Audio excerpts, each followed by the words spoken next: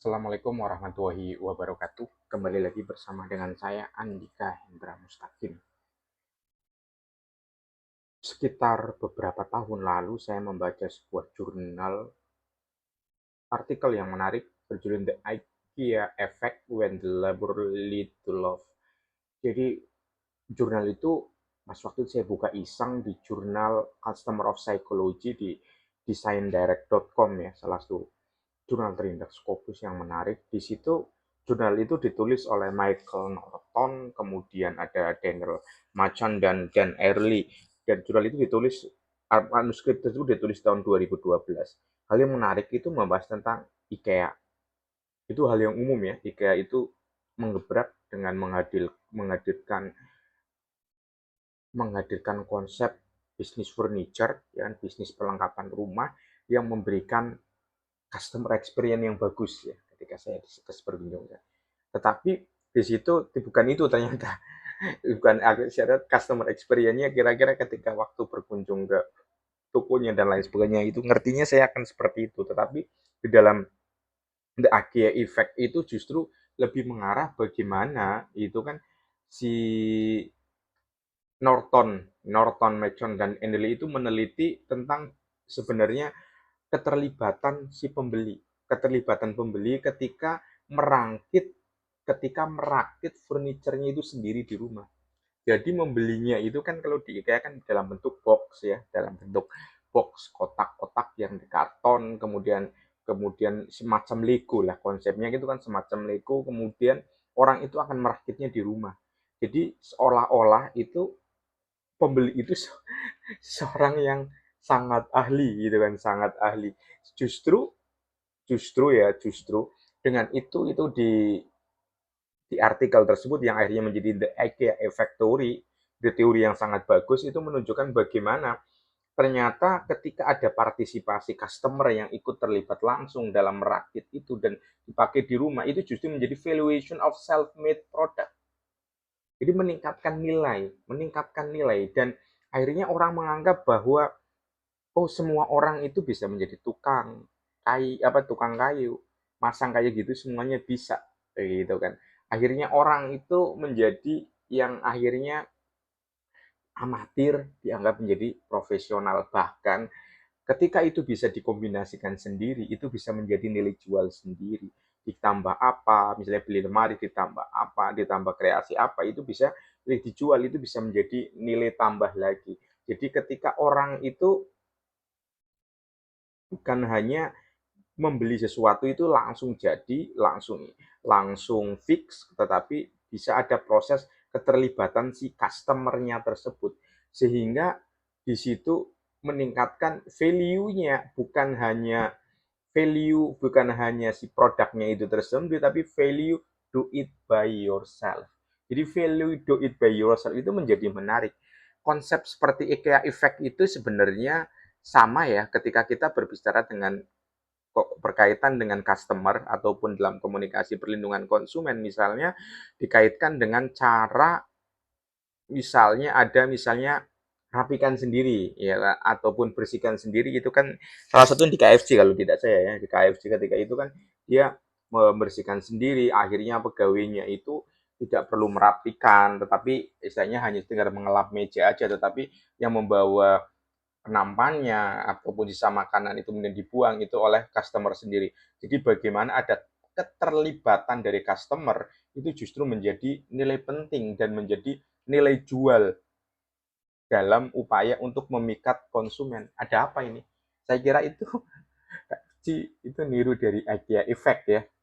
Saya kira kalau IKEA Effect itu kalau secara definisi ya dari teori yang pernah saya baca di jurnal itu kan sebagai fenomena psikologi. Dianggap juga bias psikologi di mana seseorang cenderung itu menghargai atau memberikan nilai lebih, balik lagi ya dari seseorang itu memberikan nilai lebih pada barang atau produk yang mereka rakit sendiri, yang kadang-kadang mereka ciptakan sendiri. Jadi konsep seperti ini kan kayak orang itu sama seperti ketika anak saya itu membeli Lego, ya kan? Lego kan tidak sesuatu yang utuh. Jadi misalnya Lego mobil, Lego ekskavator, Lego pedang, perang, itu kan tidak jadi atau istana, bukan seperti itu. Tetapi kan akhirnya kan dirakit sendiri, jadi ada kepuasan bentuknya, ada kepuasan nilai, apa ya, ada nilai di dalam dirinya sendiri yang menunjukkan adanya suatu kebanggaan. Dan ini menarik ketika kita berbicara berbicara di situ, berbicara tentang hal itu. Dalam sebuah paper ya, dalam sebuah artikel yang saya baca tentang IKEA Effect di thedecisionlab.com itu menarik juga bagaimana orang itu cenderung expand, ada upaya untuk menciptakan dirinya itu lebih terlibat dengan barang yang mereka miliki. Itu sebenarnya konsep ini kalau saya melihat itu ya sebenarnya itu bukan hal-hal yang baru ya bagi para penggemar mobil. Dalam kita misalnya dalam penggemar mobil itu ada namanya modif. Modif itu mulai dari ganti cat bisa saja di situ. Kemudian misalnya ganti velg, kemudian di situ ada ganti mesin, misal ganti apa, ganti apa, ganti apa. Ketika itu dijual lagi, itu kan menjadi lebih mahal dan itu akan menjadi hal yang menarik. Jadi efek itu sebenarnya kalau di dalam dunia modifikasi itu malah justru lebih lebih apa namanya lebih berkembang dan lebih lebih fluktuatif dan lebih dinamis dibandingkan Eka yang hanya sekedar itu aja apa sekedar perangkat aja. Tetapi nggak apa-apa ya karena saya belum tahu ada teori yang berkaitan dengan modifikasi mobil ya. Tapi kita membahasnya sebenarnya tentang IKEA tersebut. Ini kan ada kasus yang menarik ya, misalnya ketika ada seseorang, itu kan balik lagi ya gambarannya itu, seseorang itu kan membeli lemari untuk apartemennya di IKEA. Bentuknya itu kan dalam bentuk box, kardus. Kemudian furniture tersebut kan dirakit sendiri oleh orang tersebut. Kemudian ditambahkan oleh beberapa ornamen, ditambahkan ornamen, mungkin dicat sedikit apa ya kurang, kemudian ditambahkan fitur-fitur tertentu hingga setelah beberapa waktu gitu kan, dia berusaha menjualnya. Dia awalnya hanya memberi dalam $100 saja, tetapi dia menjualnya dan laku di 25 dolar. Ada kenaikan. Jadi kan apa ya? Ada sesuatu market value yang naik. Karena itu bahwa produk itu dibikin sendiri apa istilahnya dirakit sendiri oleh orang tersebut.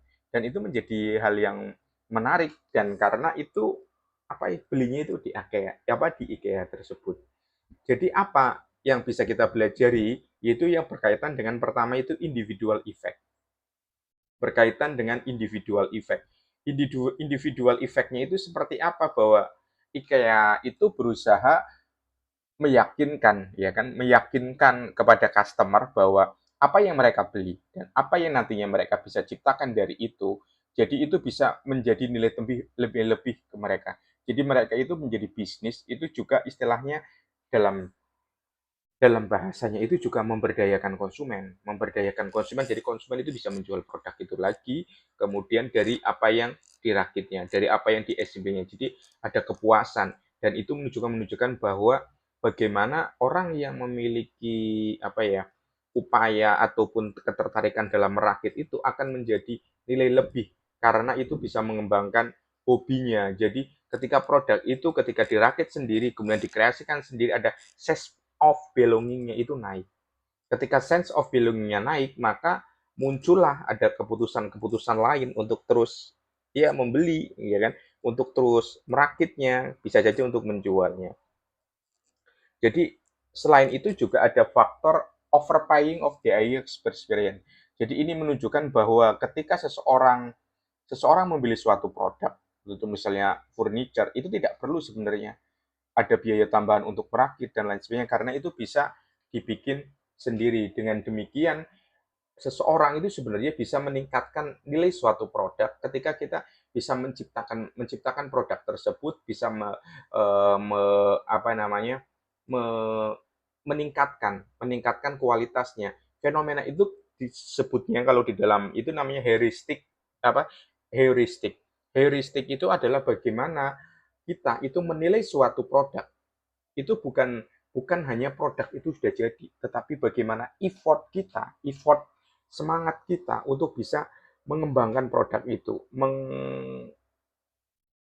istilahnya kalau bahasa mobilnya memodifikasinya sehingga apa nilainya itu akan bertambah dan itu akan menimbulkan suatu hal yang objektif. Karena apa? Di situ kalau berkaitan dengan furniture ada handmade.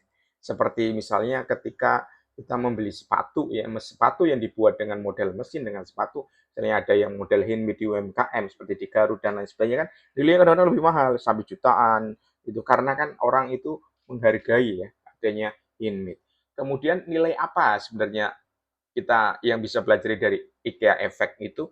IKEA Effect itu sebenarnya ya kalau nomor 3 itu ada kita overconfident of self-made creation. Jadi kita itu ada apa rasa kepercayaan diri yang berlebih ketika kita berkaitan dengan atau kita bisa menciptakan produk, mengembangkan produk dari apa yang kita beli dan ataupun yang kita rakit. Karena di situ ada orang menghargai tentang kerja keras kita. Orang itu akan menghargai dengan kualitas kita. Orang itu akan menghargai nilai apa yang kita buat. Orang itu akan menghargai apa yang kita kreasikan. Karena itu dalam konteks ini adalah handmade product. Kemudian adanya bagaimana konsumen itu merasa stronger connection with our belonging. Jadi IKEA effect itu adalah upaya orang itu membeli, kemudian untuk overspending, kemudian bagaimana juga untuk mendorong mereka untuk terlibat dalam menciptakan sesuatu itu yang kita miliki. Jadi ada faktor kreasi. Di situ kreasi kita akan menjadi sense of belonging kita. Sesuatu kreasi itu akan menjadi juga pride gitu kan. Pride ada suatu kebanggaan bagi kita gitu loh. Selanjutnya itu kalau ini nomor 5 yaitu enjoyment and pride in hobbies. Jadi itu juga menjadi semacam hobi ya. Itu mungkin kalau anak pertama saya suka seperti itu, tapi kalau saya tidak terlalu tertarik ya kalau untuk merakit-merakit gitu. Jadi itu ada enjoyment. Ketika orang itu lagi proses di situ, proses merakit itu ada faktor itu bukan hanya sekedar investasi, bukan hanya sekedar membuat sesuatu, tapi dia akan menikmati proses tersebut. Karena ketika kita bisa menikmati proses, maka di situ kita akan tenggelam di situ, kita ada upaya untuk totalitas di situ, kita juga akan berusaha ya tidak akan menyerah.